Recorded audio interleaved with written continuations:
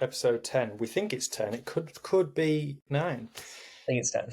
Of the Closing Page Showcast. And today, what we're talking about, Ryan? Setting. Oh, yeah, big one. I tweeted about that recently. And I mean, everyone knows Closing Page is for closers, right? And that's how we've positioned it. But a big thing happened in my life. You can all give me a round of applause if you want. Pat me on my back. I became sales director at an 8-figure agency. High key agency. It was really cool. And it was really the type of job I've been wanting to do, simply because it's a step up from just managing closers. So you kind of, like Ryan, you and me know from working with people one-to-one, when we have access to like the whole kind of funnel, we get, way bigger results, right? 100%. And so this has allowed me to be in control of kind of the whole funnel from the front end, and then also particularly the setters and their job, right? And it's been eye-opening, because in the past I've just been like, oh yeah, whatever, like setters are doing their thing. I don't even care what you say. Like, just get them on the mic, and I don't care. Yeah. And then when you have to, it's your job to coach them and their performance. It's kind of it's eye-opening listening to what stuff you knew was there, but then when it's your job to make them better, you're like, who the hell is teaching setters to do shit like this? Have you ever listened to a lot of setter calls? Yeah, because I remember the way we used to do the funnel was that everyone would get booked into like a setter call, and it'd be like 15, 20 minutes. And so I'd sit there and watch the call before my closing call, and half the time I'd sit there and be like, well, what the fuck am I supposed to talk about? The setter started asking about challenges and pains and all this different stuff. And so it's kind of like a weird dynamic there. And then sometimes you also listen to a setter call and you know that this person's not going to show up because the setter completely fucked up the meeting.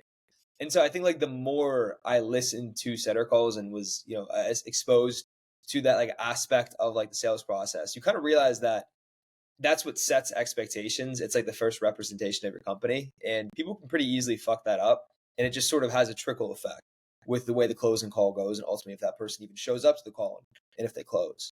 Yeah, it's mental that you could listen to it and go, okay, that person ain't coming. Yeah. Kind of crazy. But I think I tweeted about, and this is not just high key, like I semi knew this, bro, like underneath that, how setters were doing things. I've seen tweets from people of how they're doing things. I've always thought like, this has been taken to another level. The complexity of setter calls, I'm always like, it's mental.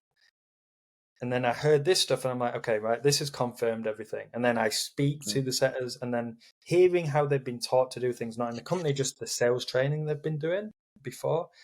I'm like, okay, now it makes a lot of sense what the hell is going on. And nearly a majority of calls were just this clash of someone booking in or whatever, and then it's like a setter call where it's the first, as you said, first impression. But instead of like just thinking about setting a really good first impression, it's just a clash of, I'm trying to qualify you, and I'm going to ask you all these questions because it's in a script, and they might not all be to do with you, and I have no understanding of what should make sense and what doesn't. And then I'm going to be confused as to why you're mad at me on this call. Yeah, I think a lot of times too, it's like everyone who gets in the setting calls, like they'll have like maybe a couple like pretty simple, straightforward questions. And the way it's been conventionally taught is more of like, oh, they'll answer that in this next call. They'll answer it in this next call. And they try to like push it off. But more times than not, it's going to irritate them. They're just going to fucking no-show the next call. And then that sometimes happens on this closer call as well, which is crazy. Closers, that'll happen there. They end up getting on the call, and then it's some more clash, more tension, more battling. The sales process is pretty fucked. And I think there's an element to setting up, by the way, where like we do it in the closer group, where I tell people to like, what is the elephant in the room? If there's tension there, what is it? And it's like, you're speaking, if you're setting and you're talking to like someone who's incredibly successful, maybe a lot of these questions are going to just piss them off because they don't want to sit there listening to a 17-year-old question them and qualify them, in a way. And it can be as easy as changing some of the qualifying questions to, or before you even get anything. So, hey, John, so listen, I've got some questions that I'm going to go through with you so we can get some information so that my superior has a good understanding of you and your business. But just to let you know, at this present moment, I don't know much about you. Not all of these questions will be relevant, but I appreciate you giving me any patience needed, right? Already, that just sets the tone, and the guy already knows, or woman, if someone asks me something that doesn't make sense, I'll give him a wider berth. I'm not going to jump down his fucking throat straight away. Which is just an element of being human again on the call. Mm-hmm. Yeah, for sure. And to clarify, so you mean specifically when the prospect books in to a calendar? So there's that. Then also, like, for instance, we get a lot of people filling in a booking form. They don't do the second step sometimes of booking in Yeah. the actual call. So they're just sat there. So we call them. And then sometimes, where it's quite eye-opening, because there's a reason why they didn't make that next step, right? It's like, hey, here's my information, but I'm not prepared to jump on a call, and potentially waste my time. And so they kind of just leave you to get in touch and provide some of these details. So you have to kind of guess that. So the issue is that when you call them, you can't just steamroll and be like, hey, go through all this, blah, blah, blah. Yeah. There's usually concerns there. Mm-hmm. So that's been a big change, is just like saying things that I always say, keep the door open. Every question should be encompassing of like all different clientele. Because if you ask questions that are kind of closed off and that person doesn't fit, then it just builds tension. So every question should be very, very much open-ended. For sure. I'm trying to put myself in like the shoes of like a setter, right? Because it's like, for example, the way you see funnels play out all the time now is like, yeah, maybe they have some big claim, you kind of opt into it, and then a setter sits there and just like hammering cold calls people who opted in. And obviously that's like an incredibly low intent sort of like conversion there, where like they just kind of gave their email, they probably forgot about it 5 minutes later. And so I know a lot of people doing that right now as setters, trying to do it, and they always get the same thing. It's like, well, people aren't interested, people don't care. They don't want to sit there and answer questions from someone who randomly cold calls them. So what do you guys kind of do to, I guess, like counter that dynamic of them from the start being slightly annoyed about getting a call and getting asked questions? Well, firstly, like, the elephant in the room is you're calling someone in the middle of their day and they're doing something they don't expect a call. So like, just say that to begin with. Say, hey, John, I understand you're probably busy and you didn't expect this call, but will you give me 30 seconds? I'm from this company. Sometimes they go, okay, yeah, and they understand. But sometimes they go, from where? From who? From what? They can't remember. And what I've told the setters is like, don't battle with them. And like, try and just go, oh, with this, you booked in at this time, and like, whatever. It's not going to help. At the end of the day, if there's lots of low intent there, like, we call leads who have filled out a form fucking last year, bro, and they have no idea. They've never, considered it. Yeah. Because people do that. So what I've got the guys to do is say, just forget that. Just remember, when they filled out the form, that was for a reason. So even if it was a low intent, give email or give phone number, there's a reason they did that.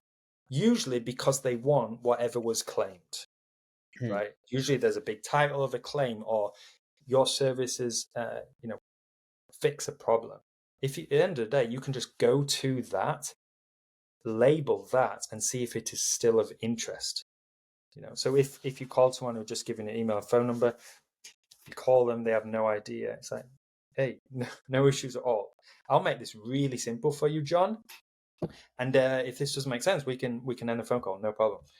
So you fill the form in, or people fill the form in because they want X. That's usually the clientele that we work with. So I'm guessing when you did it, that would have been the case.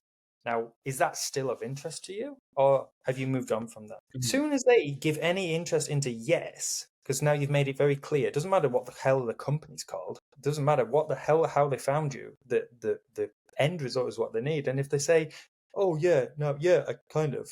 Now they've opened the door to like more of a conversation around it. And it gives you now the ability to use open-ended questions to delve into it. Yeah, no, I like what you said, where it's like every single person that they see the claim, like, oh yeah, cool, I want that end result. And so it's like even calling them up saying, hey, we can promise this end result. Is that what you are interested in? Right. And it's like as simple as like, oh yeah, maybe how does it work? How much is it? And then just give like a high level overview of exactly how it works.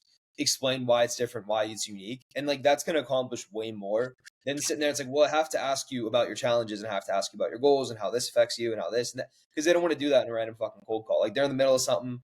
Maybe they'll hear you out for a couple minutes, but they're not going to sit there and just give you their life story. It's the same thing we talk about in a closer call. It's just like not operating in a way that causes a lot of friction. Yeah, spot on. It's like people won't sit there in the middle of the day and answer all these challenges and stuff like that. I'll tell you what, they will do that once that they realize they want what you are offering.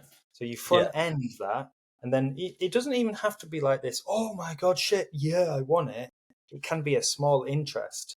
That's enough to then be able to say, okay, perfect. Well, I mean, look, we don't. You don't have to jump straight to book a call. We can say, perfect, John. So, like, do you mind if I just do I run through a few questions with you? And then we can potentially look at the next steps. I don't get anyone on these calls now, and what the next steps were. That was the first thing that would be said. It's like someone's on the edge of a cliff and they haven't jumped, and before you talking to them, you're just pushing them. Like, let's say the bungee jumping. Right? If someone has stood there, right, I love analogies. If you watch my calls, you see I just fucking make up analogies all the time. God knows where. Like someone's on the edge of a cliff, about to bungee jump.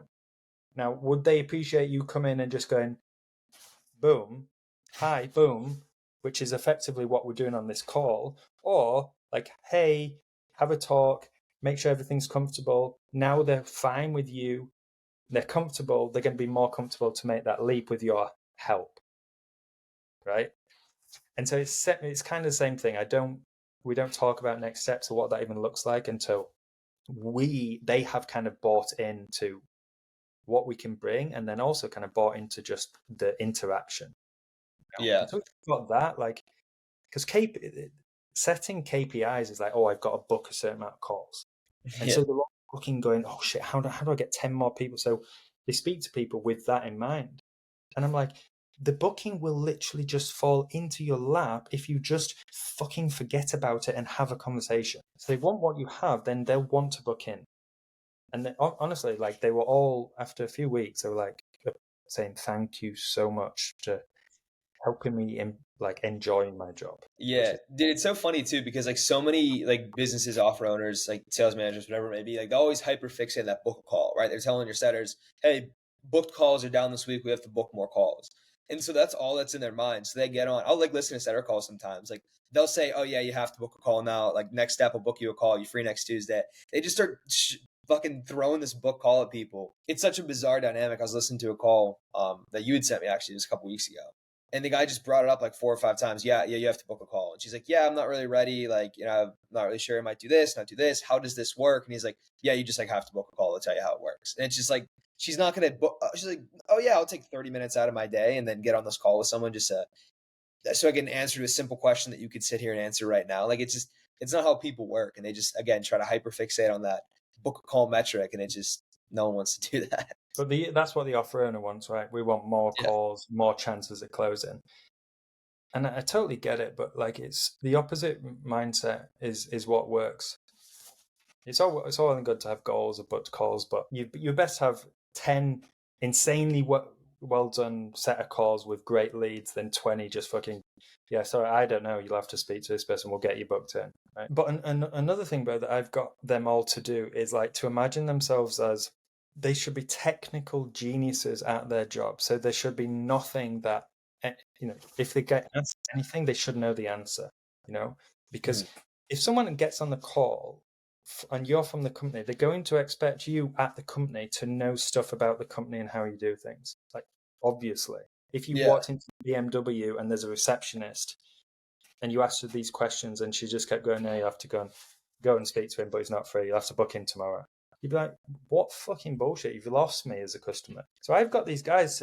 I just said, when you come into the call, you should be a detective, as in you're trying to understand their situation and you're very inquisitive and you should really want to know what is going on in the business, right? In a good way, not just bullshit questions. And at the same time, you should be trying to be incredibly helpful. So anything they ask, you can help with. Anything they need advice on, you can help with, right? And so these little interactions of being helpful and being inquisitive and being a detective build up. So after you've had 2-3 minutes of or 5 minutes of this. They're like, it's great. Like, book me in. Yeah, it's like earlier we talked about it's the first representation of your company, right? Mm. You listen to a setter call and someone will ask you an incredibly simple question of like, oh, how does that work? And they'll be like, I'm not really sure. I'll have to ask someone, but if you get on that call, they'll answer it for you. Well, they automatically just think that you're a dumbass, and it leaves a really bad taste in their mouth. Like, yeah, I spoke to this company, I asked a guy a simple question. He didn't know anything. And so it's like, why would he get in the second call if the first guy didn't know anything? And people don't think about it like that. Again, they're just like, oh, book a call. Doesn't matter if you know it. Just book them on a call.